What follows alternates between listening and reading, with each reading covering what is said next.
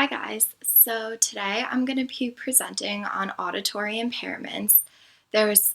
These are things that affect a lot more students than we realize, and it's something that as teachers and school counselors we need to be aware of so we're sure that our students are receiving the best services possible.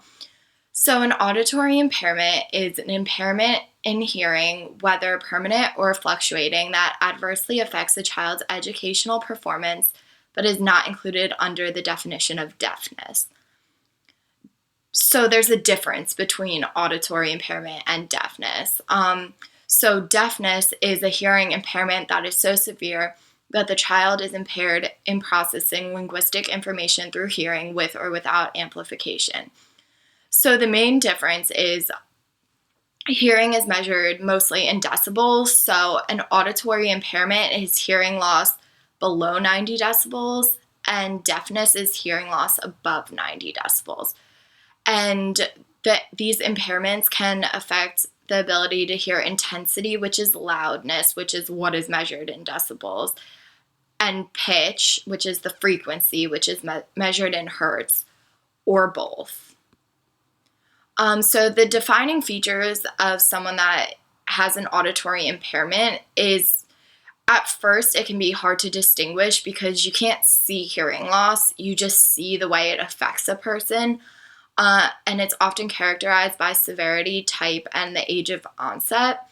So there's four main types of hearing loss. Conductive is caused by diseases or obstructions in the outer or middle ear that usually affect all frequencies of hearing. In this case, a hearing aid would generally help these people.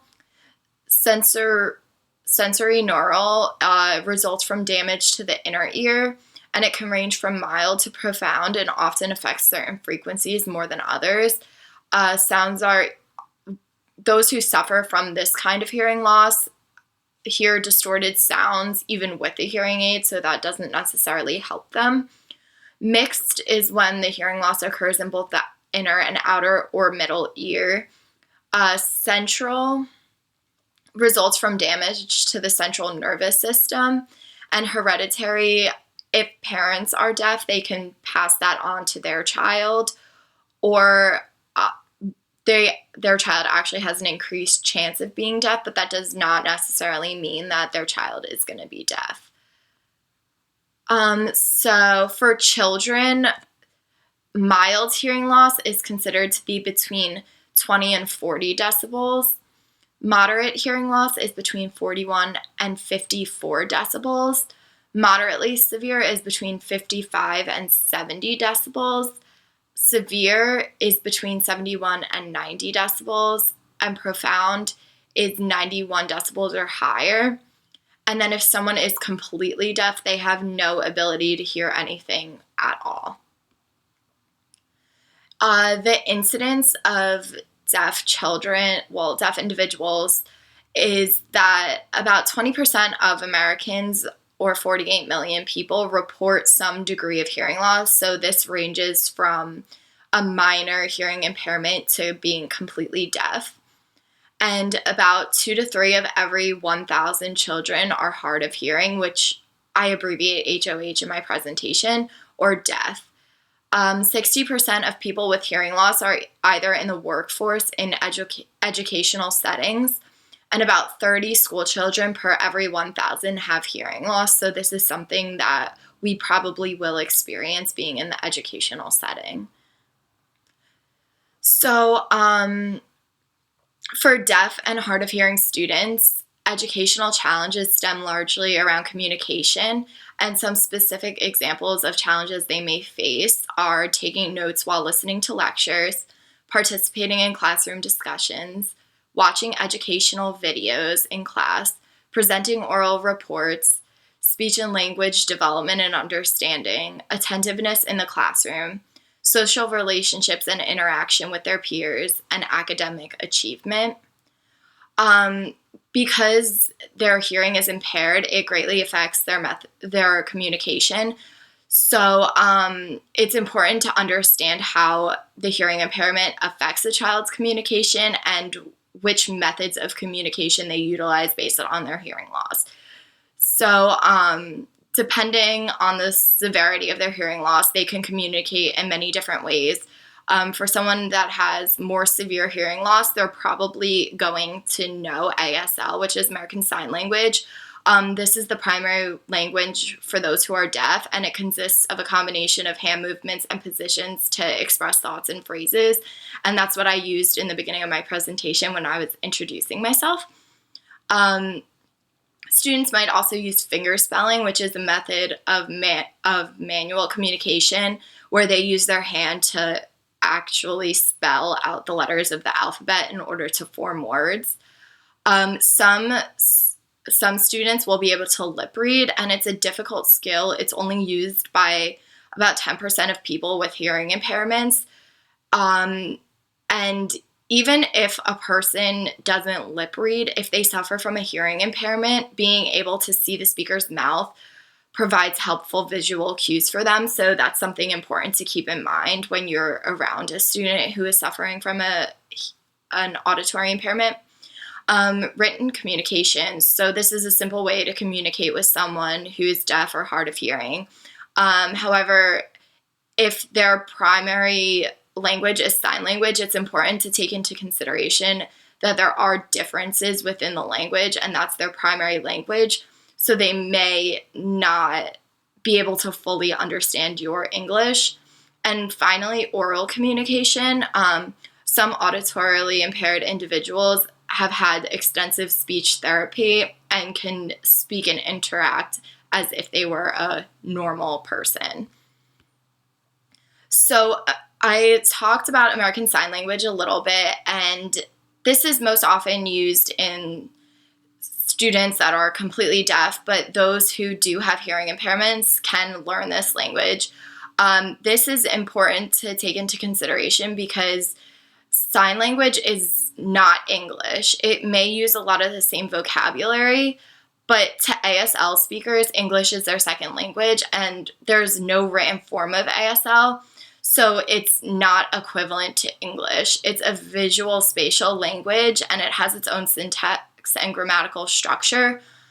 Because of the differences in grammar, word order, and vocabulary, students whose primary language is ASL often suffer in their language arts, reading, writing, those subject areas because of these differences.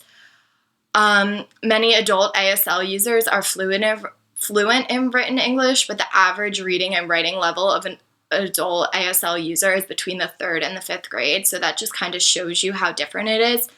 So just as an example, if a student were saying, "Can you help me please?"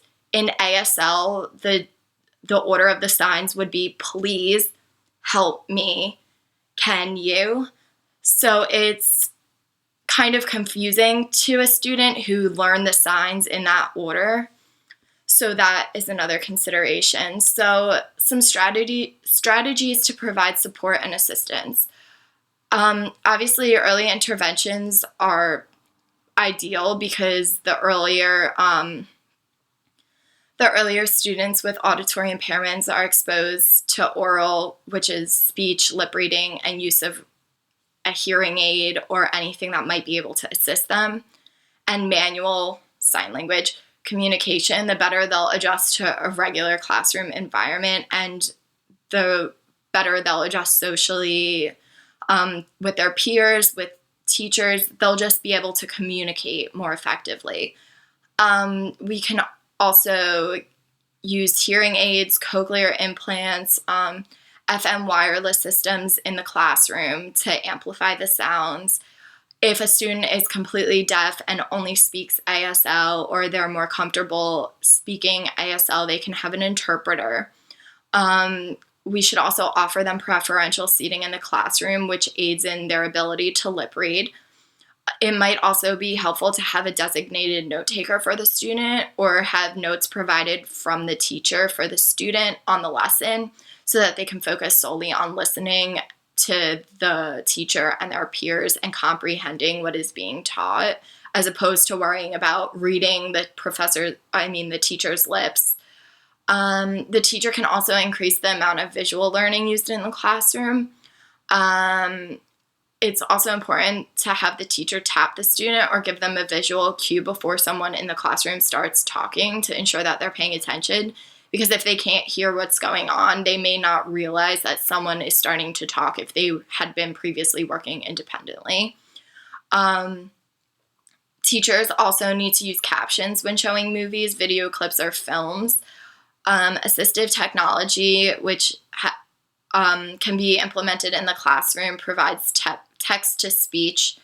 So that's another way. And it's also important that these students have additional support in English, language arts, and reading areas because of, like I said before, they're not hearing the English language necessarily, so they may be struggling in processing it, repeating it back, being able to write it, and they may also need extra time on tests and quizzes. And some other final considerations.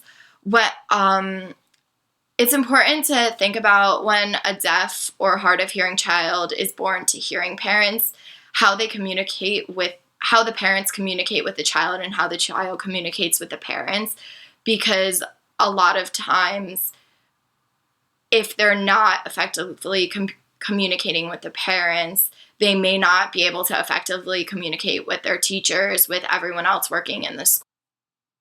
And also, another important thing to consider is when a student has a deaf or hard of hearing parent, you have to take into account how you're going to communicate with those parents if you have issues with the student or concerns that you would like to speak to them about. And the most important thing you can take away from this is that because language acquisition and language development are significantly delayed in auditorily impaired students, um, a lot of times students are incorrectly identified as having low intelligence, but that's not the case at all. They might just have barriers in communication, or they might take a little longer to process information and communicate and learn English the way a normal student necessarily would. So it's important to just make sure that these students are receiving the appropriate accommodations and modifications in order to ensure that they reach their maximum academic potential. Thank you guys for listening, and if you have any questions, just let me know.